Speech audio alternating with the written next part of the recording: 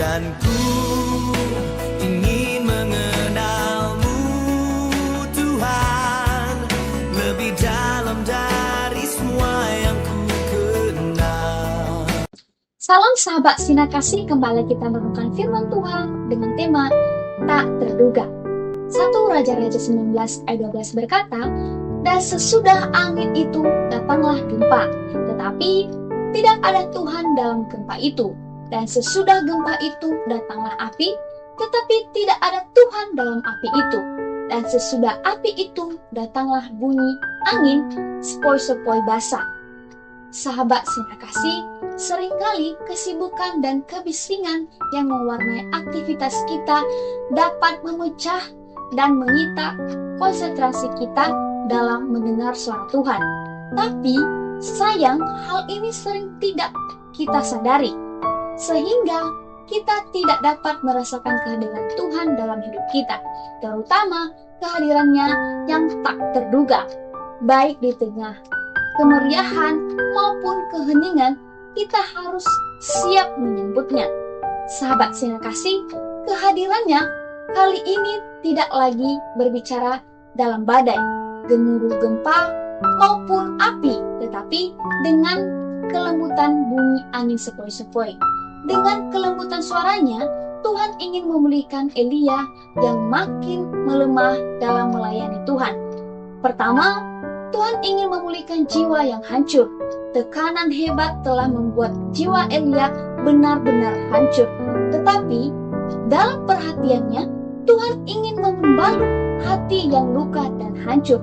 Yang kedua, Tuhan ingin membuka telinga Elia jika sebelumnya Elia penuh dengan hiruk-pikuk peperangan rohani.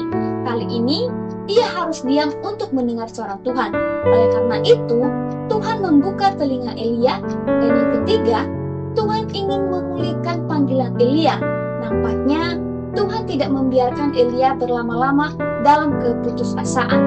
Melalui kehadirannya yang lembut, Tuhan menyapa dan memulihkan panggilannya kepada Elia. Sahabat Sinar Kasih, oleh karena itu, bawalah diri kita untuk selalu bisa menikmati kehadiran Tuhan dan suaranya, baik dalam keheningan berdoa, membaca, merenungkan firman Tuhan. Tuhan bisa berada di tempat atau situasi yang sama sekali tidak terduga. Ia adalah Allah yang hadir. Kehadirannya yang tidak bisa kita duga itu akan selalu menguatkan dan memberkati hidup kita. Demikian Tuhan Yesus memberkati.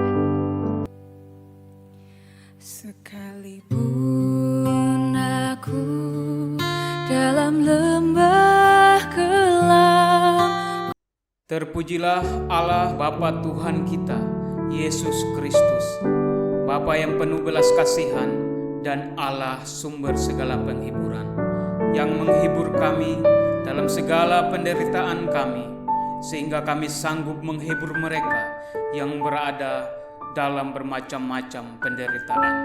Dengan penghiburan yang kami terima sendiri dari Allah, pertolonganku ialah dari Tuhan yang menjadikan langit dan bumi. Tuhan memberkati engkau dan melindungi engkau. Tuhan menyinari engkau dengan wajah-Nya dan memberi engkau kasih karunia. Tuhan menghadapkan wajah-Nya kepadamu dan memberi engkau damai sejahtera. Amin.